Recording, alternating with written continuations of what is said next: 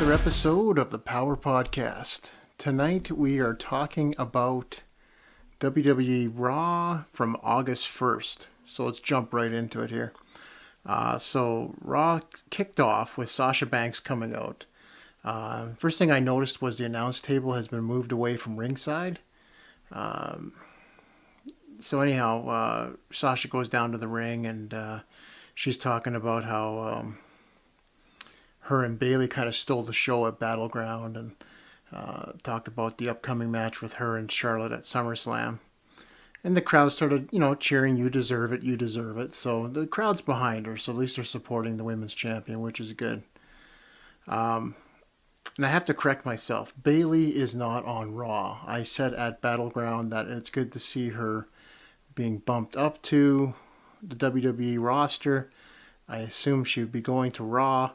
It was just a one-time thing. I forgot to mention that. She actually posted it on Twitter that it was a one-time deal. So anyhow, so she's still with NXT. So they need her over there, so that's good.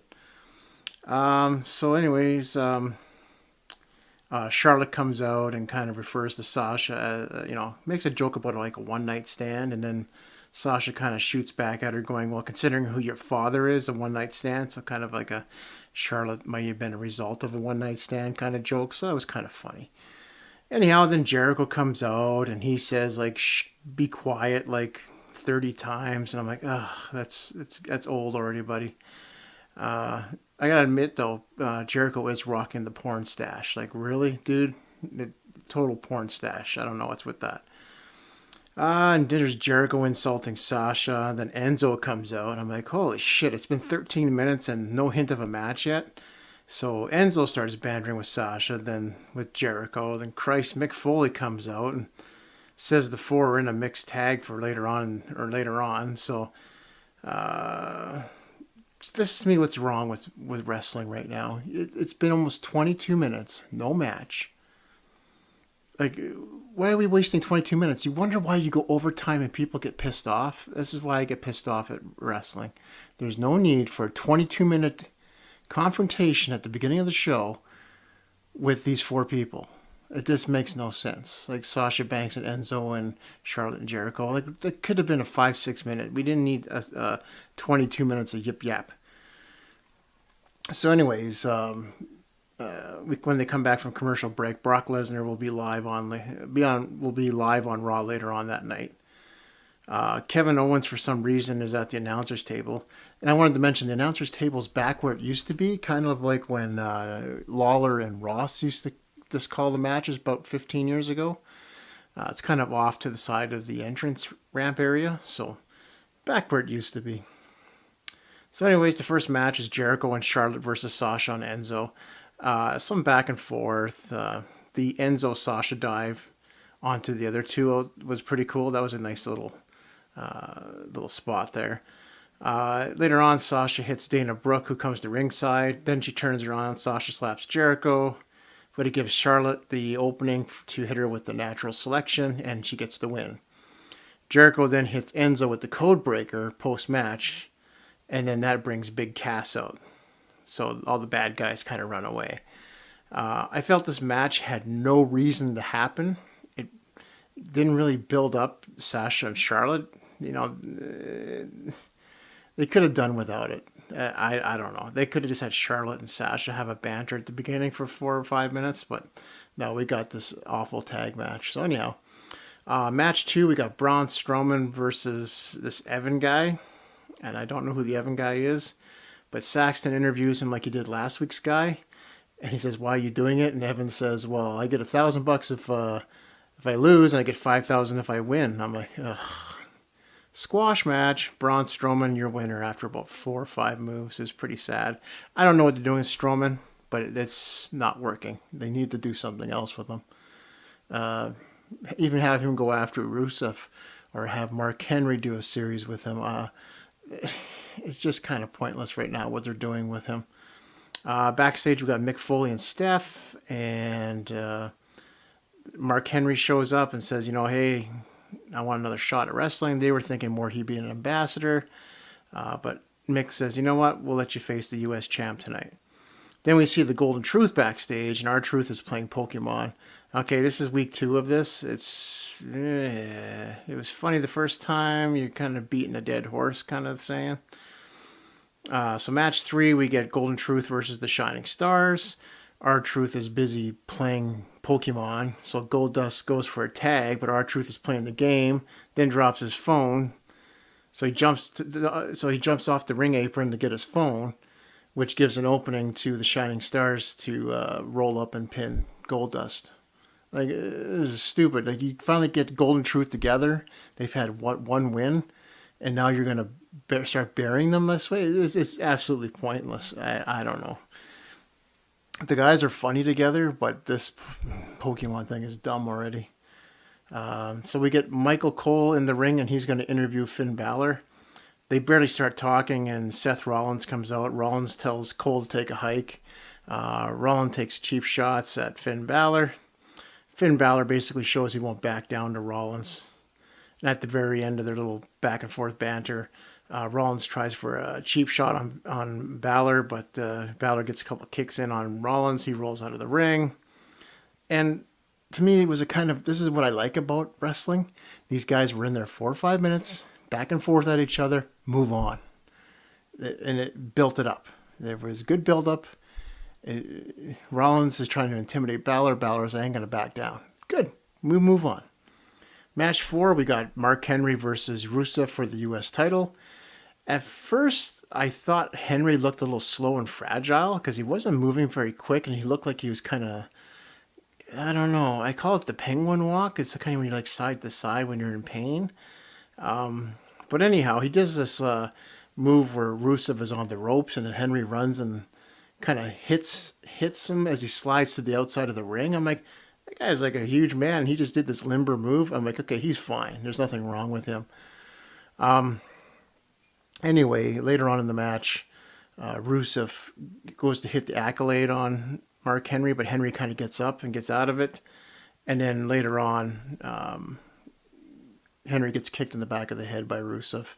Rusev slaps on the accolade and Henry taps out. I kind of actually was hoping Mark Henry would win the belt to be something different than have both these guys have a rematch at SummerSlam. But anyhow, the match wasn't bad. It wasn't that bad. Not what I expected, but it wasn't bad. Rusev gets on the microphone, rips into the U.S. fans, and no one can take his title. And then Roman Reigns comes out, and then holy shit, the fans actually cheered this guy for once, which was kind of nice. He's not, and Roman Reigns hasn't been on the mic since he's been back, so it's kind of good. It's working in his favor. Don't talk. It's almost like Brock Lesnar. We don't want to hear you talk, buddy. Get out there and wrestle. Be the intimidating, imposing character we know you are. That's what we want to see. When you develop mic skills, hey, we'll hear you on the mic. But right now, just be the guy that beats people up. So anyways, they stare each other down. Rusev throws some punches. Reigns clotheslines him. Rusev retreats out of the ring. But then Roman Reigns kind of runs around the ring, jumps on the stairs, and gives Rusev a Superman punch. And Rusev retreats up the catwalk with Lana. So there's a good build-up. Those guys are going to have a good match if they do something at SummerSlam. Match number 5, Darren Young versus Titus O'Neil. These guys used to be tag partners and apparently tag champions at one point. I wasn't watching wrestling at the time, so I don't know much about it. Titus kind of controlled the match, pretty much the whole thing. He's kind of muscling Darren Young around. But anyway, Young got a little bit of offense in. At the end, Titus gets the win, but he was pulling on the tights. So he kind of cheated. So Backlund kind of gets in the ring at the end there and gets pissed off about it. So then we go backstage with Mick and Stephanie again. Sheamus appears. Then Cesaro interrupts them. And it sets up a match between those two. Then Bob Backlund's in the back and he's telling Titus, you cheated and yada yada. Then when Titus kind of threatens Bob, he starts yelling at him. Darren Young comes out of nowhere, clocks Titus, knocks him down. Bob pulls Darren away. Match 6, Nia Jax versus Ariel Monroe. Squash match. You could just tell. I never heard of this Ariel. I thought maybe she's from NXT. I don't know. But yeah, you could just tell by the first 30 seconds it was a squash match. they need to beef up the women's division on Raw. Like, throw Nia Jax in with Sasha and Charlotte. Why the hell not? They need a dominating woman in there, and she's a dominating woman. Anyhow, Braxton interviews Nia after she squashes Ariel and says, "How does it feel to be on Raw?" And then Nia turns around and hits Ariel again and says, "Why don't you ask her how it feels to be on Raw?" So she's a woman of few words, and she's intimidating. She'll be doing very well in the women's division. Match 7, The New Day with Xavier banned from ringside versus Gallows and Anderson. The New Day kind of did this thing in the back where they had to decide who was going to come to who the two guys were going to be in the ring, and they had to reach in a bag and pull out fruit. They pull out like 2 apricots and a banana, and when they get to the ring, they kind of make like a penis joke. Yeah, I kind of chuckle. These guys are silly. Anyways, the match was short, and it was another one of these distracted finishes, kind of like the Goldust one. He was distracted with R-Truth. Anyways, Gallows and Anderson were kind of controlling the match, and then they're doing like the Wolfpack Too Sweet thing to each other outside the ring, and Big E rolls up Anderson and gets the pin. I was like, what the hell's up with that? These guys, the club, man, they got such potential as a tag team, and it was such a weak finish. I don't know. I'm assuming they're going to do a series of matches with these guys. That was a pretty weenie ending to the match. Anyhow, post match, the club destroys all 3 members because Xavier comes down. They all get their asses handed to them. So the club actually showed, hey, we mean business. You may have got one over on us, but we can beat the hell out of you. Next up, we got Cesaro versus Sheamus. Not a bad match, a bit back and forth. No 50 uppercuts from Cesaro. Thank you very much, WWE. Cesaro hits the Gotch neutralizer for the win.